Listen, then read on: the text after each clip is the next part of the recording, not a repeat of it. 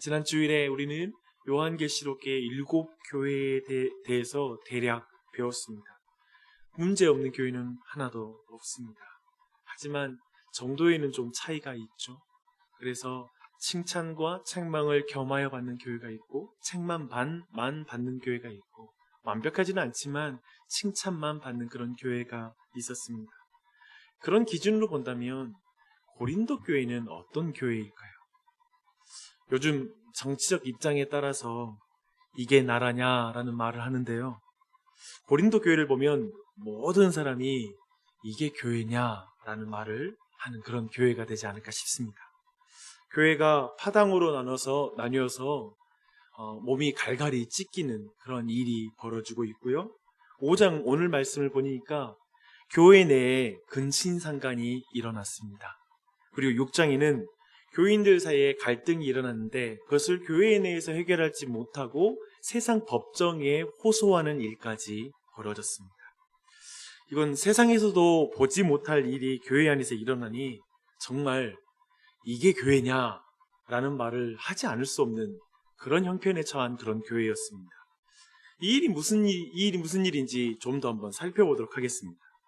근친상간은 교회 안에 있어서는 안 될 일입니다.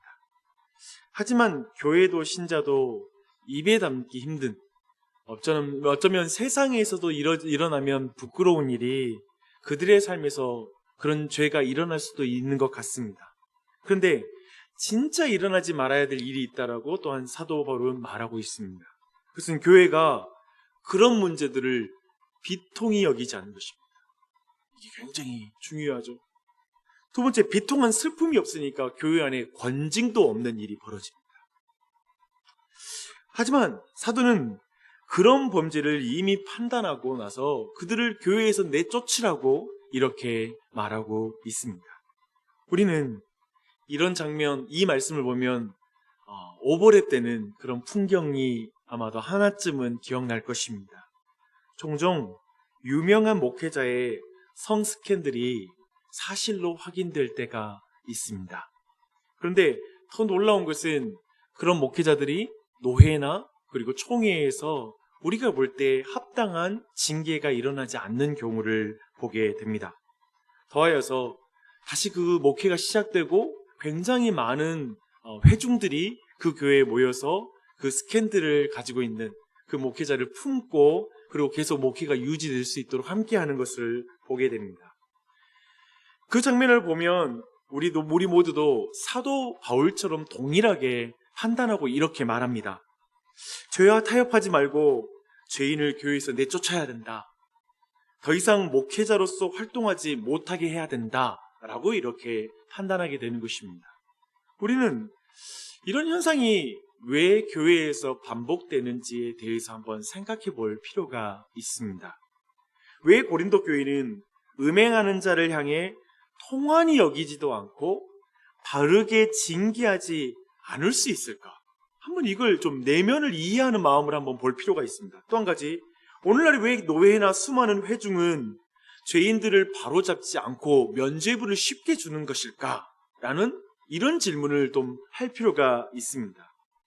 그 이유는 사랑 때문에 그렇습니다. 무슨 말일까요? 왜 사랑 때문에 그런 일이 벌어질까요? 당시 사회에서도 부도덕한 행위로 알려진 근친상간에 대해서 여러분 고린도 교회가 전혀 문제의식을 갖지 못한 것일까요? 혹시 그것을 오늘 말씀에 나온 자랑했다라는 것, 도리어 자랑했다는 말이 그것에서 너무 떳떳하게 고린도 교회가 생각했던 것일까요? 그런데 말씀 보니까 그들이 통한이 여기지 않았다라는 말 하잖아요. 정말 그들은 통한이 여기는 마음이 어떤 말일까? 라는 질문을 할 필요가 있습니다. 분명히 그들은 죄인을 사랑으로 품어야 한다, 용서해야 한다라는 식의 마음을 품었던 것으로 보입니다. 그 영혼을 교회에서 내쫓으면 그 영혼은 어떻게 되냐? 그러면 진짜 그 영혼은 죽지 않겠느냐? 그러니 교회는 그 죄를 용서하고 그냥 넘어가 주는 것이 그 영혼을 사랑한다라면 우리가 선택할 수 있는 일이다. 이렇게 이해했던 것입니다. 지금도 노회나 수많은 회중이 외부가 볼 때 징계해야 할 사역자를 품을 때 그 품는 이유가 뭐냐면 사랑 때문에 그렇습니다. 교회는 그래야 된다는 것이죠. 목회를 하지 못한다면 그와 그의 가족은 어떻게 살아갈 수 있겠는가? 그가 마음으로 회개를 하고 있으니 빨리 생활을 회복할 수 있도록 도와주는 것이 우리가 죄인들을 향해서 우리가 마땅히 품어야 될 사랑이 아니겠습니까? 라고 말하면서 사실 그 많은 교회와 노예도 빨리 그들을 회복할 수 있도록 품어주는 것입니다. 우리 중 누구도 죄인이 아닌 자가 없는데 사랑으로 허다한 죄를 품어줘야 되는 것 아닙니까? 이렇게 사랑을 통하여 이런 일들이 벌어지는 걸 주목해야 됩니다. 그들은 이런저런 말씀을 가져와서 주장합니다. 문제는 그런 입장에서 보면 범죄한 자를 교회에서 내쫓으라 라고 말하는 사도 바울은 사실 사랑이 없는 자라고 비춰질 지경에 이르릅니다. 그렇지 않겠습니까? 이건 사랑 없는 행동인 것이죠. 그런데 사도는 권징의 목적은 단순히 심판이 아니라 그 영혼을 구원코자 하는 것이다 라고 이렇게 좀 다르게 말합니다. 그런 면에서 사도는 우리가 스캔들을 일으킨 사역자들을 향해 쉽게 놓치고 있는 마음을 분명하게 지적하고 있습니다. 우리는 사랑 없이 심판을 말하는 경우가 있거든요. 쉽게 말해서 그냥 죽어라 라는 마음으로, 분노의 마음으로 공의를 행한다는 말로 그들의 회복을 바라지 않고 내쫓아야 된다, 우리가 단호해야 된다는 말을 할 때가 있거든요. 그런 의미에서 사도 바울은 우리에게 균형을 잡아주고 있습니다. 사도는 그의 회복을 간절히 바라는 마음으로 그들을 교회 밖으로 내쫓아야 된다라고 이렇게 말하고 있는 것입니다. 이것은 사실은 세상 법정에서 도저히 벌 수 없는 그러한 모습인 것이죠. 죄인을 교회에서 출교하는 것도 이렇게 공의와 사랑 안에서 행해야 되는 일이다라는 것을 사도 바울은 말하고 있습니다. 그런데 실제로 교회 현장에서는 결국 진리가 없는 사랑파와 사랑이 없는 진리파의 전쟁터가 되기 쉽습니다. 일반적으로 그래요. 서로를 향해 야 너는 진리가 없어 라고 말하고요, 또 한쪽에서는 저분은 사랑이 없어 라고 이렇게 주장하면서 서로를 공격하는 싸움터가 되기 쉬운 게 바로 교회의 현장입니다. 결국 교회의 현장에서 스캔들이 일어나도 결국은 보니까 둘로 나누어서 교회가 두 교회로 갈라지기 쉽고요, 또 때로는 사랑파가 이길 때가 있습니다. 스캔들을 일으키는 이와 개인적인 친분이나 여러 가지로 영향을 받은 이들은 가능한 한 품고 싶어하는 마음이 듭니다. 그런 마음이 들어요. 때로는 한 번의 실수라고 품어주기도 하고요, 애써 그가 회개했으니 그것으로 충분하다고 말하며 품어줄 때가 있습니다. 근데 공의파가 볼 때에는 저건 충분히 회개의 과정을 거친 게 아니야 라고 판단하면서 거기에 대해서 시비를 걸기가 쉽습니다. 스캔들을 일으킨 이와 개인적 친분이 없는 사람들에게는 그것이 공의가 행해지지 않은 것처럼 방종에 가까운 사랑이다 라고 보기 쉬운 것이죠. 그런데 그 무리 안에 있게 되잖아요. 그리고 그 사랑 안에 있게 되면 그것이 또 품어줘야 될 문제로 인식이 됩니다. 지금 고린도 교회에서는 죄에 대한 통회하는 과정도 없이 그저 죄인을 품어주는 사랑, 이런 식의 사랑을 주장하는 게 지금 고린도 교회에 압도하는 정서였다라고 볼 수가 있습니다. 정말 죄인을 사랑한 나머지 죄를 심판하지 않고 품어주는, 공의가 행해지지 않는, 공의가 없는 사랑을 행하게 된 것이죠. 사실 그것은 사랑이 아니라는 게 사도 바울의 가르침입니다. 지금 제가 복잡한 말씀, 간단한 말씀을 복잡하게 끌고 가는 것은 아닙니다. 고린도 교회가 근친상간한 이들을 용납하는 거 보면 지금 우리가 볼 때, 성경을 볼 때는 이건 정말 기겁할 일이죠. 그렇죠? 그리고 다른 교회에서 일어나는 성스캔들에 대한 어떤 다른 교회들이 그걸 좀 대처를 보면 우리가 펄쩍 뛸 일들이 참 많습니다. 근데 제가 지금 말씀드린 건 그 안으로 들어가면 이게 간단한 문제가 아니라는 것입니다. 좀 여러 가지로 나뉠 수 있는 그런 문제가 되는 것이죠. 쉽게 말해서 박용주 목사가 사도 바울처럼 음행하는 자들에게 대해서 말한다면 사랑이 없는 율법주의자라고 말을 듣기에 딱 좋습니다. 한쪽에서는 분명히 그렇게 말할 수밖에 없습니다. 너무 단호하다는 거죠. 정말 죄인의 입장에 없는, 정말 사랑이 없는 목회자라고 불리기에 딱 좋은 상황이라는 것입니다. 그들과 사귀지 말아라.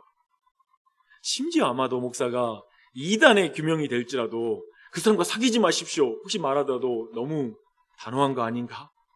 어쩌면 그렇게 오해할 사람이 있을 수 있습니다. 여러분도 그런 갈등을 느낄 것입니다. 여러분도 사랑이라는 말로 그 사람이 시험 들까봐 문제를 지적하지 못한 적이 있을 거예요. 그렇지 않아요? 교회에서도 그 사람에게 혹시 굉장히 어쩜 냉철한, 어쩌면 그 사람을 정말 미워하는 사람으로 비춰질까봐, 관계가 깨질까봐 그 사람이 문제가 있는 것을 보고도 그냥 넘어가는 경우가 많을 것입니다. 여러분, 분별하며 생각해 보십시오. 진리가 없는 사랑을 분별하는 핵심이 뭔지 아세요? 제가 오늘 말씀 보면서 배웠습니다.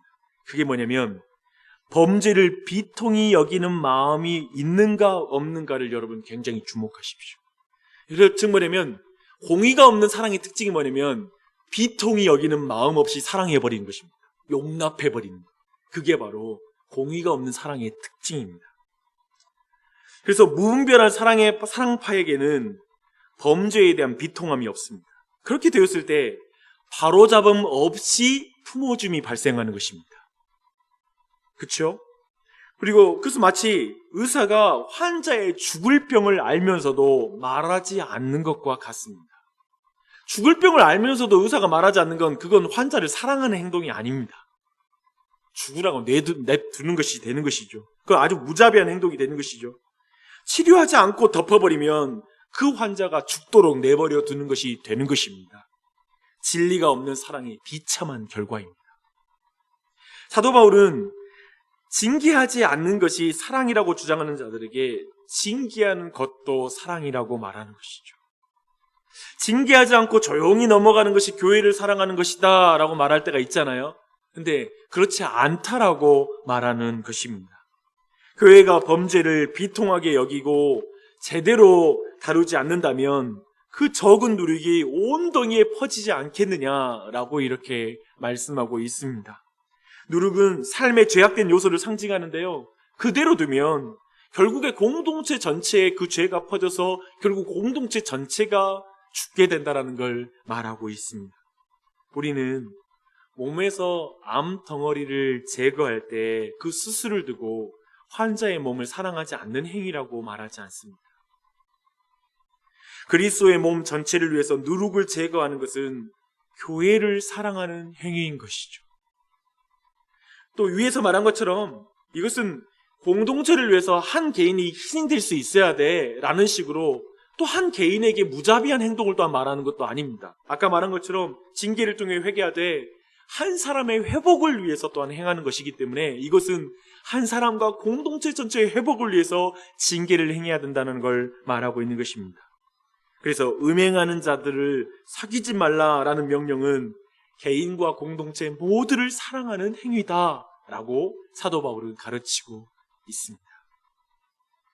9절부터의 그래서 내용은 음행하는 자들을 사귀지 말라라는 바울의 편지에 대한 오해를 바로잡고 있는 내용을 또 다루고 있습니다. 사도에 보면은 세상에서 죄진 자들을 아예 접하지 말라는 것입니까? 라는 그런 질문에 대한 답이기도 합니다. 그 말은 교회 안에서 그리스도라고 말하는 사람이 그런 죄를 범하게 되는 경우에 그 행위를 용납해서는 안 된다. 그런 의미에서 음행한 자로 사귀지 말라라는 말을 했다라고 다시 한번 교정해서 말해주고 있습니다. 그 행위를 유지하면서 그리스도인으로서 계속 성찬에 참여할 수 있다라고 생각하는 것은 옳지 않다라는 것이죠. 고린도 교회가 가진 문제는 교회 밖에 세상 사람들의 죄에 대해서는 쉽게 판단하는 교회였어요. 하지만 교회 내에서 일어나는 죄에 대해서는 침묵하거나 관용으로 일관했다는 거예요.